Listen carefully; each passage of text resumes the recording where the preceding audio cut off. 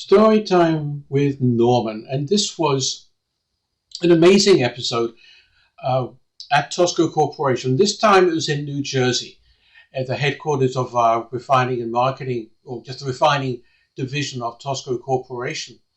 And I was there in one of my regular monthly visits because we had very significant operations based in New Jersey, also in Phoenix, and then also on the West Coast.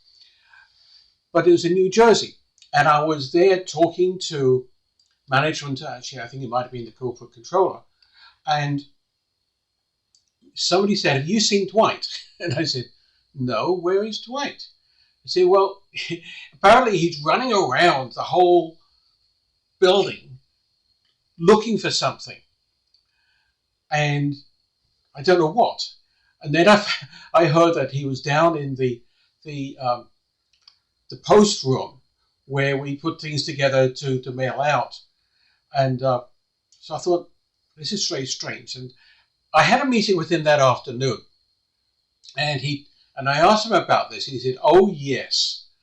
So, Norman, we had a terrible situation. When we do accounting for derivatives, in particular swaps, these are where we engage with a third party, an independent third party, like another trading company, another oil company, a bank, or some kind of financial institution. And we enter into a contract with them to sell, perhaps, products, and they enter into a contract with us to buy certain products, but they're different products. And the idea is that we're locking in essentially the price that we will gain for the purchase and sale of those products. And at the end of the contract, or towards the end when we agree to dissolve everything, the one party is going to owe the other one some money. And they will pay the difference between the gross values of each of the contracts. Okay, so that's the mechanics of this, which I understood.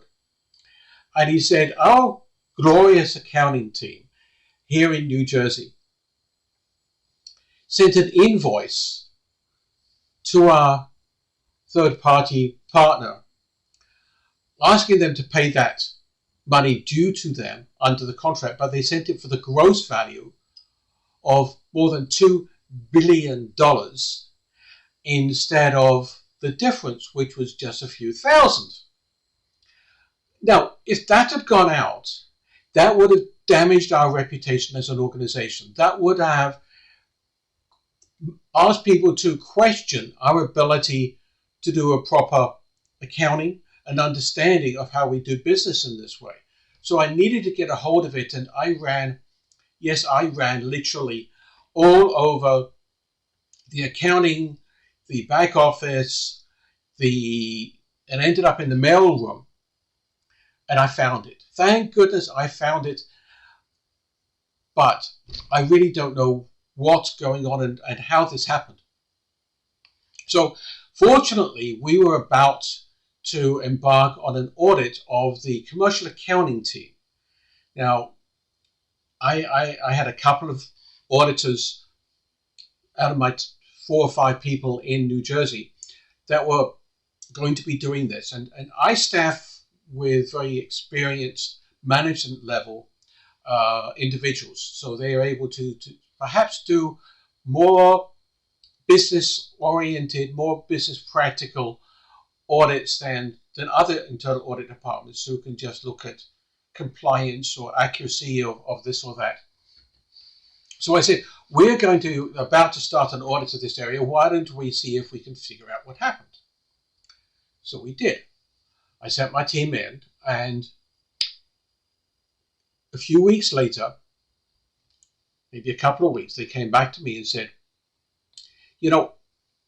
we talked to the manager, the vice president, in fact, of the refining company who was responsible for commercial accounting, and asked him about this. And he said, it was a mistake, and he's sorry. But what do you expect?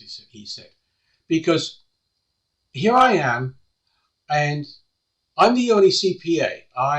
The manager, I'm the only CPA, because HR won't allow me to hire experienced CPAs to do the work in commercial accounting.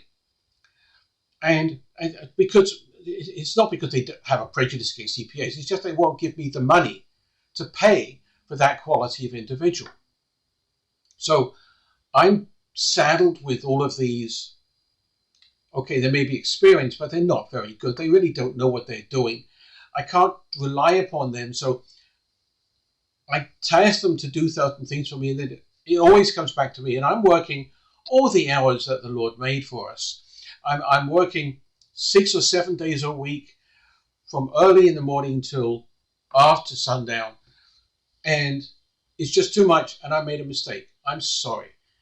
And if you want to know what the fix of this is, you talk to HR and you get them to upgrade the skills level, the payment that we're willing to offer in terms of salary and bonus, so I can get some good people. So interesting. And I told them, okay, have you talked to his staff? They said, yes. We talked to each and every one of them. And they all told us that they had solid experience. They had 5, 10, 15, 20 years experience in commercial accounting. Now, true, they weren't CPAs, they weren't certified management accountants, but they were highly competent and they knew how to do this. But what they told us is they were all thinking of leaving because their manager didn't trust them.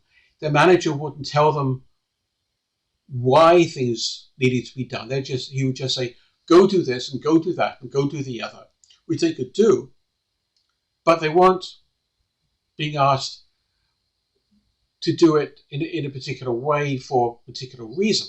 They weren't being told why it was necessary, and all of the decisions, all of the interesting things were being done by the manager.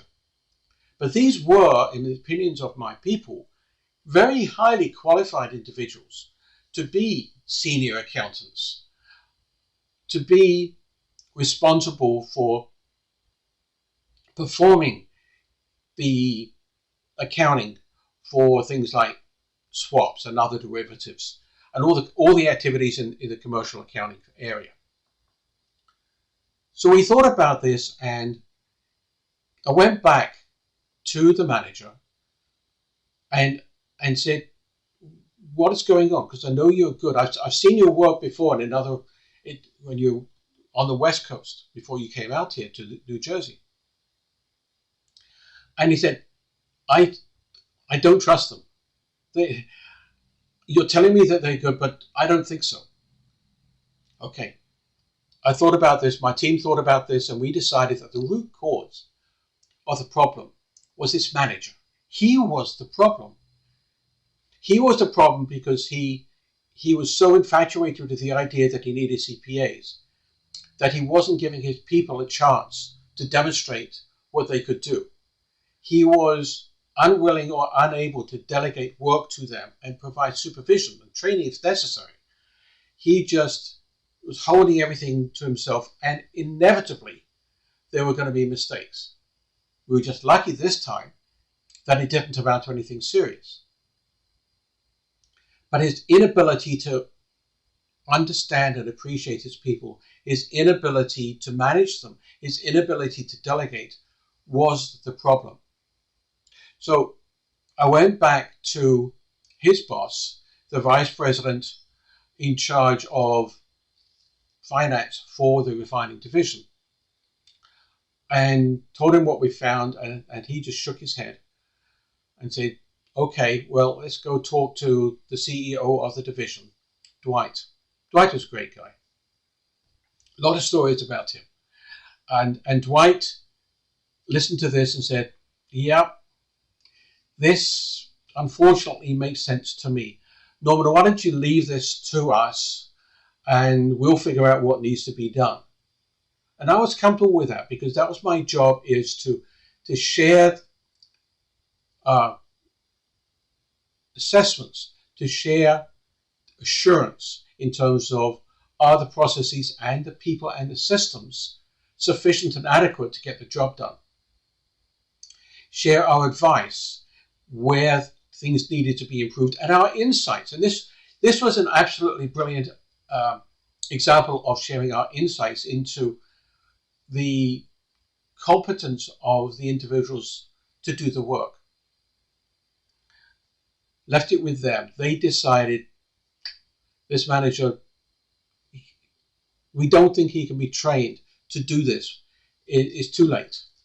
So they decided, after talking to the corporate CFO, to let him go. And they brought in somebody who turned out to be very good at doing this work. We went to the audit committee because the audit committee needed to understand some of this. And I went with Dwight, the CEO of the refining division, and we explained together what happened. And together we explained how management had worked with us to understand, assess, and address what was a serious problem. This is one of the reasons why I was very happy to see in the IIA's core principles for internal audit, for effective internal audit, the addition of insight to assurance and advice, because sometimes the greatest value we can deliver can't be put in words that in a formal audit report. They need to be communicated in other ways, as in this case, by sitting down and talking to the Vice President of Finance for the refining division, the CEO of the refining division, the CFO, corporate CFO, and the audit committee, talking to them. We had some words in the formal audit report that hinted that there had been a management issue, but it had been resolved. That's all we said. Anyway, so I leave you with that sometimes the root cause, almost always the root cause of a controls breakdown or problem is people. And we need to learn to understand why there's this people problem. Is it insufficient numbers of people? Is it insufficient competence in the individual? Is it insufficient information coming to those people? Actually, these are things that are in the COSO internal controls framework that you might want to go back and have another look at in terms of people forming the controls. Do they have these abilities to do that? Anyway, I'll leave you with that, and thank you. And if you like this story, then have a look at some of the other ones and subscribe to the channel. Thank you.